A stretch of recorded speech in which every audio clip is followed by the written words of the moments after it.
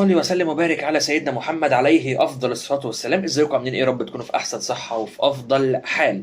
لا صوت يعلو فوق صوت المدير الفني الجديد برونو لاجي. طبعا كلنا عارفين الفتره الاخيره النادي الاهلي بدا يبقى فيه همهمه او كلام او يقول لك لا مش هنجيب برونو لاجي، ممكن يكون في احتمال لمدير فني اخر. طبعا سمعنا تصريحات كابتن محمد يوسف في القصه دي، جايب لك كل التفاصيل اللي تخص موضوع برونو لاجي، وكمان جايب لك تفاصيل المصابين في مباراة القمة بين الأهلي والزمالك، مين اللي هيرجع، مين اللي خلاص موضوعه انتهى ومش هيكون متواجد الفترة القادمة أو المباراة القادمة قدام نادي الزمالك. في لاعبين خلاص تأكد رجوعهم من الإصابة، وفي لاعبين آخرين الموضوع بتاعهم لسه ما بين وما بين، وفي آخرين خلاص موضوعهم انتهى ولن يكونوا متواجدين في مباراة الزمالك.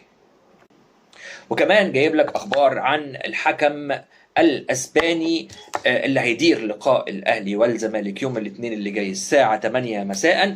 اليخاندرو الحكم ده بالمناسبه حكم لي كان حكم رابع في مباراه الاهلي وبيراميدز الماضيه، وحكم بالمناسبه حكم جيد. وانا ضد الناس او ضد بعض الافكار اللي بتتكلم وتقول لك انه يعني ليه نفس الحكم او ليه نفس الدوله او من اسبانيا. انا ما يهمنيش اسبانيا فرنسا المانيا، المهم ان يكون حكم من الدوريات الخمسه الكبرى، حكم من حكام الصفوه، حكم محترم. ده في الاخر اللي في الاول اللي يهمني، مش هيفرق لي بقى ان شاء الله تجيب لي الحكام كلهم من اسبانيا، ولا هيفرق معايا في حاجه.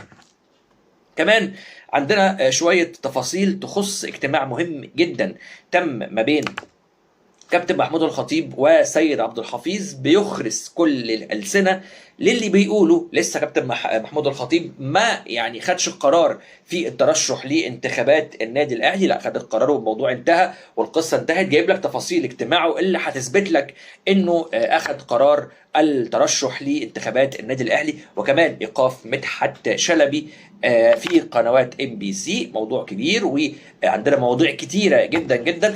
خلينا نبدا الاول بأهم موضوع، وهو عودة المصابين. مين المصابين اللي خلاص تأكد غيابهم بنسبة 100%، ومين اللي خلاص عاد لقوائم المباريات وإن شاء الله هيكون متواجد في مباراة الزمالك، ومين المصابين اللي لسه وضعهم ما لم يحسم بعد.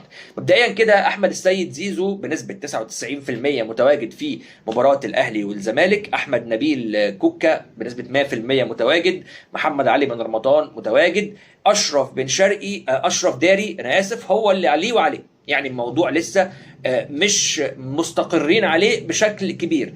اشرف داري طبيا لائق مليون في المية ان هو يكون متواجد في المباراة، لكن احنا عندنا مشكلة شوية مع اشرف داري، وهي ان احنا بنخاف على الراجل قوي زياده عن اللزوم، يعني لانه اصاباته بتطول وعنده مشاكل شويه، وممكن ساعات يرجع من الاصابه باصابه تانية، فبنحب ان نديله مساحه كبيره جدا ونديله يعني براح مع حاله كده، بحيث ان هو يرجع من الاصابه واحنا مطمنين بنسبه مليون في الميه انها مش هتعود تاني. فاشرف داري فكرة مشاركته داخل المباراة دي راجعة للجهاز الطبي والجهاز الفني، لكن هو بنسبة 100% الموضوع طبيا خلاص ما عندوش اي مشاكل ويقدر ان هو يشارك في المباراة. احمد السيد زيزو زي ما قلت لك موجود في قائمة المباراة كده كده، فكرة بقى ان هو ينزل اساسي او احتياطي دي هترجع للجهاز الفني، لكن فكرة انه يكون متواجد في قائمة المباراة متواجد في قائمة المباراة وموجود في قائمة المباراة. محمد شكري دول بقى الغائبين، محمد شكري 100% غايب خلاص موضوع منتهي، كريم فؤاد غايب، امام عاشور طبعا ربنا يشفيه ويعافيه من الاصابه اللعينه للفيروس ايه اللي جات له، ربنا ان شاء الله يشفيه ويعافيه. هو لسه حتى ما دخلش في مرحله التعافي، لسه اصلا لم يشفى بنسبه 100% من فيروس ايه، فبالتالي الموضوع بالنسبه له مطول شويه، مش قبل شهر على الاقل من دلوقتي عشان تبدا تشوف امام عاشور بيرجع للتدريبات، مش هقول لك للمباريات يعني. جرادي شار نفس الكلام، خلاص بعيد مش هيشارك. كمان محمد مجدي قفشه بسبب اصابه السمانه اللي لحقت بيه في التمرين برضه مش هيكون متواجد وبنسبة 100% خارج قائمة مباراة الأهلي والزمالك. ده بالنسبة لقائمة الأهلي والزمالك، والقائمة اللي المصابين اللي هيرجعوا ان شاء الله باذن الله للنادي الاهلي وتشكيل النادي الاهلي الاساسي. عايز اتكلم معاك كمان في قصه الحكم الاسباني اليخاندرو. الحكم الاسباني اليخاندرو ان شاء الله هيوصل يوم الاحد باذن الله قبل المباراه ب 24 ساعه ويدير مباراه الاهلي والزمالك. كلنا متفائلين خير ان الاهلي ان شاء الله ممكن يحقق حاجه. وبمناسبه الاهلي وبمناسبه المباراه الهامه للنادي الاهلي ضد نادي الزمالك، انا عايز اقول كلمه مهمه جدا تخص النادي الاهلي. مبدئيا كده، فكره المدير الفني اللي احنا واقفين عندها، وده كلام مهم جدا مش هتسمعه في حته ثانيه. فكره المدير الفني اللي احنا واقفين عندها، وفكره ان احنا بنقول لسه مش عارفين هيبقى برونو لاجي ولا غيره على حسب تصريحات محمد يوسف، القصه دي والحته دي لازم نقتلها تماما. يعني ايه نقتلها؟ احنا زهقنا من قصه ان الاهلاويه او الجماهير بتاعت الاهلي بيتم وعدها مره واثنين وثلاثه بان هيجي لك مدير فني قوي وهيجي لك مدير فني محنك، وبنسمع اسماء زي ماركو روزا وبنسمع اسماء زي فلان وزي علان، وفي الاخر بتلاقي واحد زي مثلا خوزيه ريبيرو هو اللي جالك. لا، ما ينفعش. المره دي الوضع مختلف تماما عن اي مره. الاهلاويه مش هيقبلوا بفكره ان يجي لهم اسم قليل بعد ما سمعوا برونو لاجي. برونو لاجي يا بلاش، واحد غيره ما ينفعناش. من الاخر، من الاخر. وسيبكم بقى من الناس اللي بتوسوس في دماغ كابتن محمود الخطيب او في مجلس الاداره، لا لا لا لا ده مش حلو، لا لا لا لا ده اي كلام، لا لا لا لا ده سعره غالي. ما طبيعي يكون سعره غالي. انت عايز مدير فني محترم؟ ايوه ادفع. هات مدير فني محترم، ادفع. لازم تدفع، لازم هتدفع. مفيش حاجه اسمها انك انت تقول اصل والله لا انا عايز مدير فني جامد جدا، عنده شخصيه قويه جدا، فنياته عاليه جدا جدا، صغير في السن، عنده خبرات، درب في اوروبا، عمل ما اعرفش ايه، بس عايز ادفع له ملاليم. مش هتلاقي. مفيش حاجه اسمها كده. طول ما انت الكواليتي بتاعك عايزه عالي، لازم المقابل بتاعه هيكون كمان عالي. فبالتالي برونو لاجي عشان يكون متواجد معك لازم توافق بشروطه الماليه. طيب الاهلي وصل معاه لرقم كبير جدا. انت بتتكلم في 4.8 مليون يورو، يعني تقريبا ما يقارب 6 مليون دولار تقريبا، او 5.5 مليون دولار يا سيدي. رقم كبير جدا. فانت لو بتتكلم بقى ان القصه واقفه على 200 او 300 الف دولار، لا احنا مش هنقف على الحته دي، مش هنقف عند القصه دي. الراجل يجي والراجل يستلم مهامه ويستلم مسؤولياته، لان احنا في اشد الحاجه لمدير فني قوي يقدر ان هو يدير الليله ويدير القصه ويعرف ان هو يحرك العناصر اللي موجوده داخل النادي الاهلي. انت عندك كعناصر داخل النادي الاهلي، انت عندك اسماء كبيره جدا، بس مش ناقصها غير حاجه واحده فقط، هي المدير الفني اللي يقدر ان هو يحركهم، المدير الفني اللي يقدر ان هو يستغل كل القدرات الكبيره للعيبه الكبار اللي عندك. فبالتالي لازم يكون في تحرك من النادي الاهلي سريع في قصه المدير الفني. انا كنت اتمنى من كل قلبي والله العظيم، كنت اتمنى فكره انه المدير الفني اللي يجي لو كان برونو لاجي، كنت اتمنى ان هو يكون المدير الفني للنادي الاهلي في مباراه الزمالك. تقول لي ياه للدرجه دي؟ ده هيبقى لسه جاي بقاله يوم. كنت اقول لك والله العظيم لو جاي بقاله ساعتين بالنسبه لي هيدير افضل بكتير جدا من عماد النحاس. عماد النحاس اللي عمل كل حاجه سيئه وكل حاجه غلط في مباراة النادي الأهلي وحرس الحدود، سواء من تشكيلة، سواء من أسلوب لعب، سواء من تغييرات، سواء إنه عمل أكتر من أسلوب لعب في نص ساعة، لخبط اللعيبة ولخبطنا يعني مش كجمهور قاعدين مش فاهمين أنت بتلعب إزاي ولا بتعمل إيه ولا بتسوي إيه ولا. الموضوع بالنسبة لنا كان غريب ومريب. فلا، مش ده عماد النحاس خالص اللي قاد النادي الأهلي في 6 فوز ورا بعض في نهاية الدوري الموسم الماضي. لا، ده واحد تاني خالص. فبالنسبة لي أنا ماتش الزمالك حياه او موت. ماتش الزمالك دوت هو ماتش الدوري. مش هقول لك بقى ماتش ب3 نقط ولا ماتش ب6 نقط، لا لا لا، ده ماتش الدوري. الزمالك الدنيا فيه خربانه. انت لو دوست على الزمالك في الماتش دوت وكسبته، انت خلاص فقدت الزمالك كل شيء. عندهم عدم استقرار مالي، عندهم عدم استقرار اداري، عندهم مشاكل بين المدرب والاداره، بين المدرب واللاعبين، بين المدرب والجماهير. المدير الفني عندهم اصلا رافض فكره ان هو يخش في معسكر مغلق قبل مباراه النادي الاهلي، رافض القصه دي، والاداره مصره وبيشدوا في شعرهم. ده ماتش الموسم، ده ماتش اهم ماتش في الدوري، لازم تسمع الكلام، لازم لازم لازم، والراجل مش عايز الكلام دوت.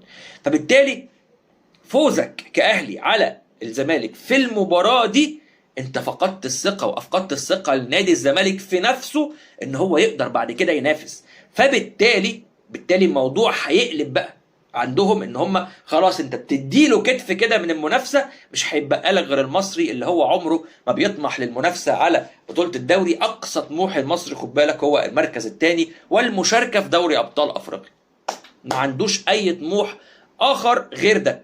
فبالتالي انت بتعمل يعني اكتر من عصفور بحجر واحد بفوزك على نادي الزمالك في المباراه القادمه. طب لو العكس اللي تم، انت بتدي قبلة الحياه للزمالك، اللعيبه بقى اللي ما بتقبضش ومتمرده هيبدا يرجع لهم الحوافز تاني، المدير الفني اللي خلاص كل الناس بتشكك فيه هتبدا ترجع له الثقه تاني، الاداره نفس الكلام، هتبدا خلاص تدي الثقه للناس في الزمالك ان ده احنا قادرين ان احنا نعمل، ده احنا قادرين ان احنا ننافس ونسوي وي وي وي ونتغلب على المشاكل. فهتتقلب الايه عليك، والمشاكل اللي كانت هتبقى عند الزمالك هتبقى عندك انت كنادي اهلي، وهتبدا تعاني بشكل كبير جدا. عشان كده بقول من دلوقتي لا، النادي الاهلي محتاج ان هو يركز، محتاج ان عماد النحاس يكون في تدخل من الاداره. انا بقول اهو، شوف بقول التدخل من الاداره، لازم الاداره تتدخل في التشكيل وفي كل حاجه، لان ده اهم ماتش مصيري جدا. يا بقيت هنا يا بقيت هنا. طيب ايه اللي مخوفني من قصه المدير الفني البديل اللي بيقول عليه كابتن محمد يوسف؟ فكره اصلا ان انت يبقى عندك حد بديل وهو عارف انه استبن وبديل، دي بالنسبه لي انا تخوفني كاهلاوي، تقول لك ان الراجل دوت جاي ياكل عيش، لا عنده كرامه ولا عنده عزه نفس كده، انه لا انا ما بقاش بديل، واحد على الله حكايته يعني، فما صدق الاهلي اداله عرض لكن ركنه على الاستبن، لو برونو لاجي ما تمش التعاقد معاه هنجيبك انت. هل ده مدير فني يؤتمن ان هو يكون مدير فني للنادي الاهلي؟ اكيد لا. اكيد الموضوع هيبقى غريب بالنسبه لنا، اكيد الموضوع هيبقى عجيب. فاحنا شايفين من وجهه نظر انا يعني انه لازم يكون في مدير فني ليه اسم، دي حاجه. الحاجه الثانيه، كل الاسماء اللي الاهلي تفاوض معاها سواء اورس فيشر، روي فيتوريا، فرناندو سانتوس، كل الاسماء دي، حتى عبد الله افجي المدير الفني التركي، اسماء عجيبه كلها لا تصلح انها تكون موجوده داخل النادي الاهلي، وكلها اسماء تعبانه وما حققتش انجاز عكس برونو لاجي. فانا بحكم خبرتي مع الاداره وبحكم الاسماء اللي الاداره كانت بترشحها او كانت بتحاول انها تتفاوض معاها، عندي شكوك كبيره ان ممكن الاسم اللي الاهلي هيتفاوض معاه او حطه كاستبن لبرونو لاجي ممكن يكون اسم ضعيف جدا جدا جدا. فانت عملت احباط للجماهير واللعيبه بعد ما كان سقف طموحهم حاجه عاليه جدا زي برونو لاجي، لا انت خليت سقف طموحهم نزل لتحت خالص وبقى اسم على الله حكايته زي خوزيري بيرو كده، يبقى احنا كده ما عملناش حاجه، يبقى كنا خلينا خوزيري بيرو كان افضل وكان احسن يعني. ده بالنسبه لموضوع المدير الفني. ممكن ارجع لك ليه في حاجه مهمه تاني، بس عايز اتكلم معاك في جزئيه مهمه جدا تخص مدحت شلبي. مدحت شلبي النهارده تم ايقافه من قنوات MBC مصر، ودي تجربه مهمه جدا لكل الاعلاميين. لا تتجاوز، قول الكلام اللي يرضي ضميرك، ما تقولش اي هرتله او تفتكر انك انت هتطلع للشاشه على الناس تقول لهم اي هرتله وهم هيصدقوها والناس هتسكت لك وهم عارفين انك انت بتهبد. فكره الكلام اللي قاله مدحت شلبي على كابتن محمود الخطيب بانه ما قدرش يطلع الباسبور وانه بيتمارض وانه ما اعرفش ايه وبيحاول يقلب الراي العام عليه قبل الانتخابات وبيحاول ان هو يشكك جمهور الاهلي فيه، ده غير مقبول اطلاقا. طبعا كده كده يعني كابتن محمود الخطيب اكيد يعني مطلع الباسبور، دي حاجه ما نتناقش فيها اساسا يعني. فالبلاغ اللي عمله كابتن محمود الخطيب للنائب العام وكمان الشكوى اللي عملها للمجلس الاعلى للاعلام هيكون ليها دور كبير جدا الفتره اللي جايه ضد مدحت شلبي في كل اللي عمله في القناه بتاعته. واعتقد، وانا كنت اتكلمت في الحوار ده امبارح، اعتقد ان مدحت شلبي هيلبس الروب ويقعد في البيت فتره مش قليله، لان غير ايقاف MBC لسه قرار كمان المجلس الاعلى للاعلام لم يطلع للنور، لسه هنشوف هيقولوا ايه، او ايقاف كمان هيبقى مدته قد ايه، دي حاجه لسه. كمان البلاغ اللي عند النائب العام بنشر اخبار كاذبه وادعاءات على شخصيه مرموقه وعامه زي كابتن محمود الخطيب، دي برضو اكيد هيبقى ليها دور مهم في المحكمه. وانت اللي عملت في نفسك كده يا شلبوكه، ورايي الشخصي كل وقت ليه اذان، انت كنت رمز من رموز الاعلام الرياضي، وانت يعني يمكن منشئ الاعلام الرياضي على مستوى مصر والعالم العربي، انت وكابتن احمد شوبير. فبالتالي خلاص كل وقت ليه اذان، جه الوقت انك انت ترتاح طالما ما انتش قادر تجاري السوق او طالما انت عايز تاخد ترند فبتاخد ترند باساليب غير ملتويه وهي عمرها اصلا ما كانت اساليبك، فبالتالي اقعد في البيت احسن واكرم لك وحافظ على التاريخ اللي انت عملته. ده بالنسبه لكابتن مدحت شلبي والتعليقي على موضوع مدحت شلبي وكابتن محمود الخطيب والايقاف اللي كان لبرنامج مدحت شلبي النهارده. كمان عايز اتكلم معاك في جزئيه مهمه جدا، وهي اجتماع كابتن محمود الخطيب بسيد عبد الحفيظ. اجتماع تم داخل النادي الاهلي بيخرس بقى كل الألسنة اللي بتقول انه كابتن محمود الخطيب لن يترشح، كابتن محمود الخطيب مش هيكون موجود. كابتن محمود الخطيب النهارده كان بيطالب في الاجتماع مع كابتن سيد عبد الحفيظ: ظبط اوراقك يا باشا علشان الترشح بتاعك في القايمة بتاعتي. كابتن محمود الخطيب هيقدم القايمة بتاعته عند فتح باب الترشح للانتخابات الرئاسية داخل النادي الأهلي. رئيس مجلس الإدارة كابتن محمود الخطيب، نائب رئيس ياسين منصور، وأعضاء بقى أهمهم كابتن سيد عبد الحفيظ. طبعا ده غير ان كابتن محمود الخطيب اتناقش مع كابتن سيد في امور كتيره جدا تخص النادي الاهلي، وشويه تفاصيل وكواليس مهمه جدا واراء مهمه جدا قالها كابتن سيد عبد الحفيظ لكابتن محمود الخطيب. بجد يعني عودا حميد لسيد عبد الحفيظ، وان شاء الله باذن الله اضافه اكيد طبعا قويه. وكلنا كنا بنطالب اصلا في وقت من الاوقات ان سيد عبد الحفيظ يعود لمكانه الطبيعي والبيت الطبيعي النادي الاهلي، لانه دايما كان هو الداعم القوي للنادي، ودايما كان بيبقى ليه تأثير كبير جدا داخل النادي الأهلي. أنا بشكركم جدا، دايما خليكم متابعيني، اعملوا اشتراك في القناة وفعلوا زر الجرس واعملوا لايك.